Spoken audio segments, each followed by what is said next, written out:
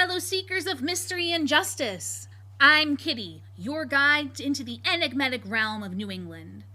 Welcome to Mine, Missing, Murdered, Unidentified in New England, where we delve into the chilling tales that have haunted the corners of Connecticut, Maine, Massachusetts, New Hampshire, Rhode Island, and Vermont. Prepare to embark on a journey through the shadows of the last decade, from the start of 2010 to the close of 2020. Our stories, sourced from the depths of history, are as diverse as the New England landscapes they unfold in. Some episodes will lead us on an extensive exploration, while others may be swift glimpses. For these cases often shroud themselves in secrecy, leaving us with only morsels of information to feast upon. Within these episodes, every word, every theory, and yes, even every mistake and misstep is a product of my own relentless pursuit of the truth. I promise to keep you informed with updates and correct any mistakes along the way. While I won't give trigger warnings for the wounds we uncover, after all, they are an essential part to the narrative. I'll be mindful with the more sensitive topics. We'll issue trigger warnings when discussing subjects of suicide, animal loss, domestic violence, and others, to ensure a respectful and considerate journey through the mysteries that await. So, dear listener, fasten your seatbelt and let's explore the shadows of New England together. January 3rd, 2011. A partial skull fragment of a white male was found on January 3rd, 2011 in Burlington, Vermont's Oakledge Park. The male is estimated to be between ages 18 to 99 years and about 5 feet tall. The head, torso, one or more limbs, and one or more hands were not recovered. Time of death is estimated to be between 1975 and 2011. Police have ruled out both Wilford King, missing October 24th, 1980, and Craig Alexander, missing January 28th, 1985. Authorities have not ruled out our web sleuth top pick of Jefferson Arms, a 22-year-old white male who went missing from Lake Champlain. Jefferson was seen at approximately 8 p.m. on September 18, 1992, on a sailboat with two friends approximately 1 mile east of Schuyler Island when they went to an open area of Lake Champlain. The boat hit very rough water and flipped over twice. Jeff and his friends were all wearing life jackets, so they decided to abandon the boat and swim to the nearest island. The two friends Jefferson was with swam ahead of him, leaving Jeff behind most of the way. Both friends made it to Schuyler Island, but Jefferson never did. Jeff's life jacket was later found by the Coast Guard. Please call Burlington PD at 1-802-658-2704 with any information. January 4th, 2011. Nicholas Bufford, a 21, possibly 31-year-old Dorchester, Massachusetts resident, clad in a t-shirt, jeans, and no coat, was shot 3 to 5 times at 1:20 p.m. on January 4th, 2011. Nicholas was struck in the back and shoulder. This shooting occurred between 612 and 614 Blue Hill Avenue near Columbia Avenue, where Nicholas stumbled across the street. This location was close to several retail stores, including a high-end clothing boutique, Threads, with a Z, where an argument took place inside. This argument may explain why Nicholas had no jacket on in January in Boston. An unnamed heroic jogger tried to help and had people call 911. Nicholas was taken to Boston Medical Center, where he was pronounced deceased. Please call 1-800-494-TIPS, 1-617-343-4470, or text TIPS to crime.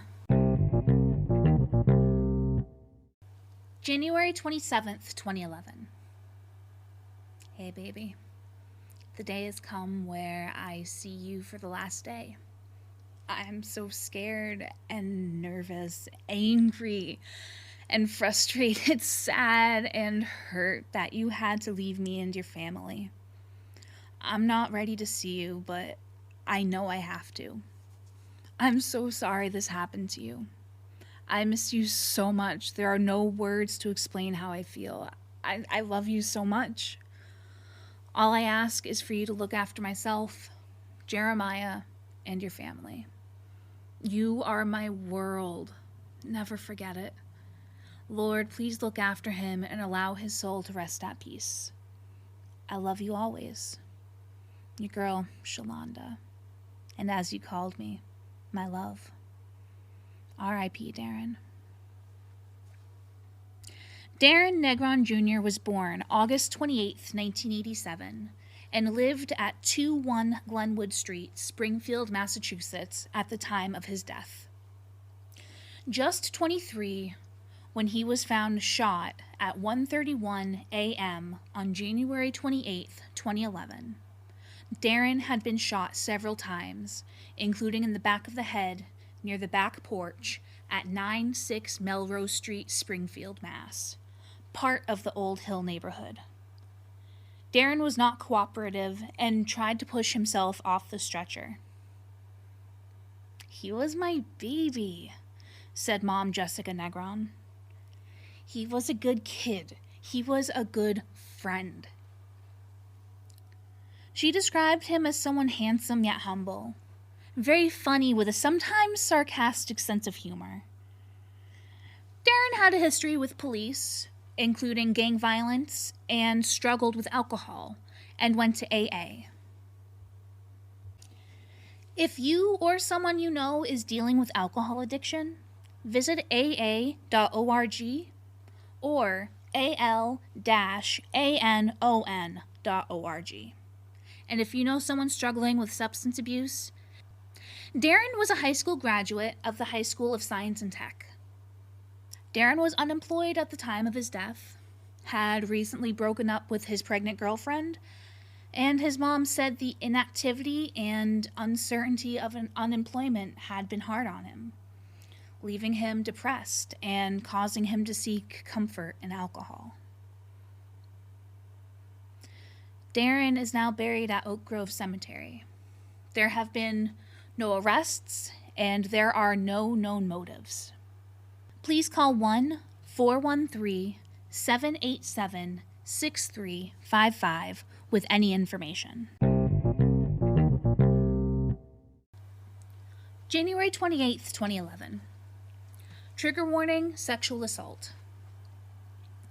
Not every person I cover will be someone who was a good person or an upstanding citizen. And this next case, for example, has a trigger warning for sexual abuse of a minor by a disgusting human being turned murder victim. Timothy Coart was shot in the face at 42 Thompson Street, near South End Street, New Bedford, Massachusetts, at 12:05 p.m., January 28, 2011. Timothy was discovered on the sidewalk. Coart lived at 40 Roosevelt Street prior to being stricken down and was taken to St. Luke's Hospital and was dead before 1 p.m. A witness said that the shooter was walking with Timothy when they drew their gun and shot 4 times. The shooter ran toward County Street before turning north on Warwick Street.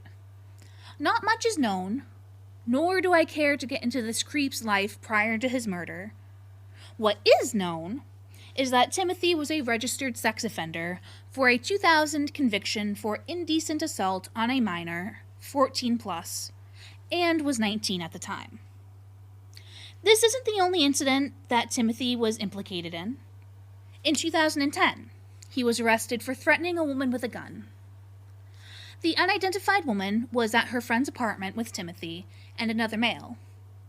She left the apartment as they were making her incredibly uncomfortable and called police. Timothy followed this woman outside and, according to the victim, lifted up his shirt to reveal a small silver handgun in his waistband. And according to court records, Timothy then allegedly said, "I know you ain't calling the cops." Please call 1-855 627-6583 with any information on the murder of Timothy Court. If you have any questions, concerns, complaints, please email me at minepodcast@gmail.com. All one word, and mine is spelled with 2 M's, 2 I's, 1 N, 1 E. Please include what your message is about in the subject line. Later, y'all!